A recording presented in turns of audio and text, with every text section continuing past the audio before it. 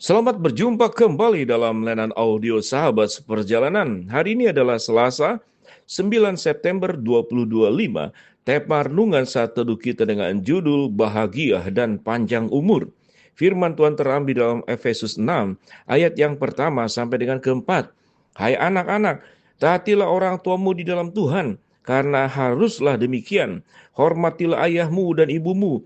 Itulah suatu perintah yang penting seperti yang nyata dari janji ini, supaya kamu bahagia dan panjang umurmu di bumi. Dan kamu bapak-bapak, janganlah bangkitkan amarah di dalam hati anak-anakmu, tetapi didiklah mereka dalam ajaran dan nasihat Tuhan. Mari kita berdoa. Bapa yang di dalam surga, biarlah harapan dan mimpi kami, bagaimana kami memiliki keluarga yang bahagia dan kita diberikan panjang umur yang Tuhan janjikan. Dalam nama Tuhan Yesus kami berdoa, amin. Shalom sahabat seperjalanan yang dikasihi Tuhan, sebuah mimpi yang indah tatkala orang itu berumah tangga, bagaimana rumah tangga itu bahagia dan anggota keluarganya itu adalah panjang umur. Dan itu dinyanyikan setiap kali ada yang ulang tahun anggota keluarga kita. Semoga bahagia dan panjang umur. Sahabat seperjalanan yang dikasihi Tuhan, bahagia dan panjang umur adalah sebuah janji yang diberikan oleh Allah.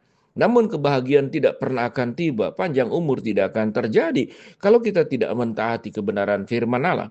Mari kita lihat, yang pertama bahagia.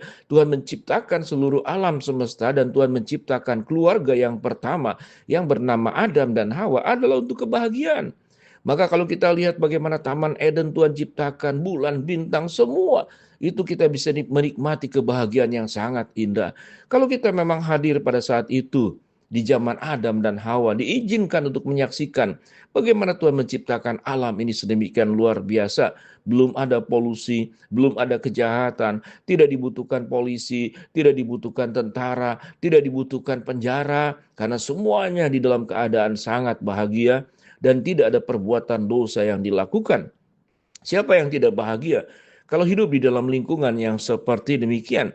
Dan kalau panjang umur, Tuhan justru menggambarkan kehidupan manusia di awal, bahkan setelah jatuh dalam dosa saja.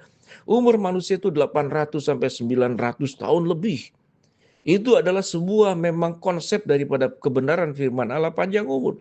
Bahkan para penafsir mengatakan, kalau memang Adam dan Hawa itu tidak jatuh di dalam dosa, tidak pernah ada kematian yang terjadi di dalam dunia ini.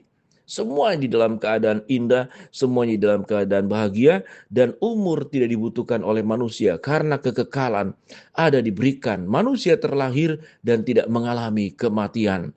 Tetapi setelah jatuh dalam dosa, dua kematian yang dialami oleh manusia. Satu, kematian fisik.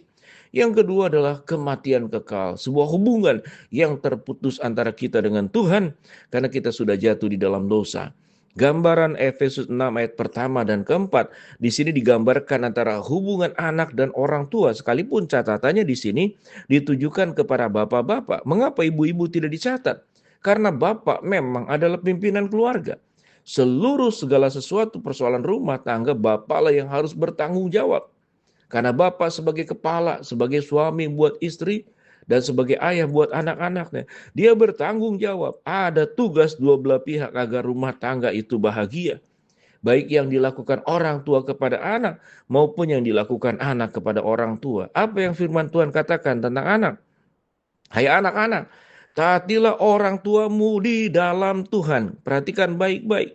Anak-anak harus mentaati orang tua di dalam Tuhan. Kalau orang tua memberikan nasihat tidak di dalam Tuhan, maka tidak perlu diikuti. Tidak semua nasihat orang tua perlu ditaati. Kalau orang tua menyuruh kita berjudi, berjudi tidak di dalam Tuhan, tidak sesuai dengan kehendak Tuhan, maka kita akan berkata ya kepada Tuhan dan tidak kepada orang tua. Suatu orang tua meminta kita untuk meninggalkan Yesus, dan itu jelas melanggar firman Allah. Kita tidak akan meninggalkan Yesus. Jadi artinya, tugas anak, taatilah orang tuamu di dalam Tuhan. Setiap nasihat orang tua, cinta dan kasihnya yang benar sesuai dengan firman Allah, maka sesungguhnya itulah suara Tuhan yang dititipkan oleh Tuhan kepada orang tua untuk disampaikan kepada anak. Lalu bagaimana kemudian dikatakan yang berikut, hormatilah ayah dan ibumu, itu orang tua kita. Itu adalah suatu perintah penting yang nyata dari janji ini. Supaya bagaimana orang yang menghormati orang tua. kamu akan berbahagia dan panjang umurmu di bumi. Bagaimana tugas orang tua? Hai orang tua, janganlah bangkitkan amarah di dalam hati anak-anakmu, tetapi didiklah mereka di dalam ajaran dan nasihat Tuhan. Perintah kepada orang tua pun mendidik anak-anak, mengajar anak-anak di dalam Tuhan. Bukan mengajar mendidik anak sesuai dengan kemauan orang tua, sesuai dengan mimpi orang tua. Sehingga anak menjadi tempat penampungan mewujudkan mimpi dan harapan dan keinginan orang tua. Setiap keinginan dari orang tua harus diuji di hadapan Tuhan. Apakah yang aku berikan nasihat kepada anak? Sesuai dengan kebenaran firman Allah. Suatu orang tua memberikan nasihat, "Yo nak, cari uang sebanyak-banyaknya." Maka itu tidak sesuai dengan kebenaran firman Allah. Tetapi firman Tuhan mengajarkan, didiklah anakmu supaya anakmu tumbuh kembang dengan baik seperti Kristus, bertambah besarnya, bertambah hikmatnya, dan semakin dikasih Allah dan manusia. Artinya, anak bukan untuk mencari uang dan menjadi kaya, tapi bagaimana anak setelah diberkati oleh Allah. Tentu diberkati oleh Allah bisa menjadi kaya. Dan Tuhan memanggil setiap anak-anak untuk bisa memberkati orang lain. Untuk hidup buat kemuliaan Allah. Bukan hidup supaya kita senang di masa depan. Memuliakan Allah juga kehidupan kita bisa senang dan bahagia. Tetapi pelajaran yang kita ambil, anak-anak harus taat kepada orang tua di dalam Tuhan. Orang tua mendidik anak-anak juga harus diajar dan dididik di dalam nasihat Tuhan. Bukan keinginan pribadi, bukan mimpinya orang tua yang dipaksakan kepada anak. Maka timbullah pertengkaran, rasa tidak cocok. Anak rasa tertekan karena harus mengikuti terus kemauan orang tua. Orang tua juga seringkali tertekan karena apa yang diajarkan oleh orang tua kepada anak seringkali dibantah. Anak berontak dan anak melawan. Bagaimana supaya rumah tangga itu bisa panjang umur dan bahagia? Dua-duanya, baik anak itu harus taat kepada Tuhan. Ingat, orang tuamu adalah wakil Tuhan. Kalau mengajarkan sesuai dengan kebenaran firman Allah, tunduklah dan taatlah. Karena orang tuamu wakil Tuhan di bumi ini. Orang tua juga sama. Anak bukan harta milik yang kita bisa atur sedemikian rupa. Mereka adalah titipan Tuhan. Dan kita harus membimbing anak seperti yang firman Tuhan katakan, ajarlah dan didiklah anak-anakmu, keturunanmu dengan ajaran dan nasihat Tuhan, bukan ajaran dan nasihat kita pribadi, sehingga keberdosaan anak yang tidak taat kepada orang tua dan keberdosaan orang tua yang mendidik, mengajar, mengasuh anak tidak di dalam kehendak Tuhan, tapi lebih banyak di dalam kehendak pribadinya sendiri, memaksakan keinginannya. Maka rumah tangga yang bahagia dan rumah tangga yang panjang umur yang firman Tuhan janjikan harus mengalami pertobatan. Anak harus bertobat dari keburukannya. Orang tua pun bukan Tuhan. Seringkali banyak berbuat kesalahan. Orang tua pun perlu bertobat. Karena keberdosaan itu terjadi baik kepada anak maupun kepada orang tua.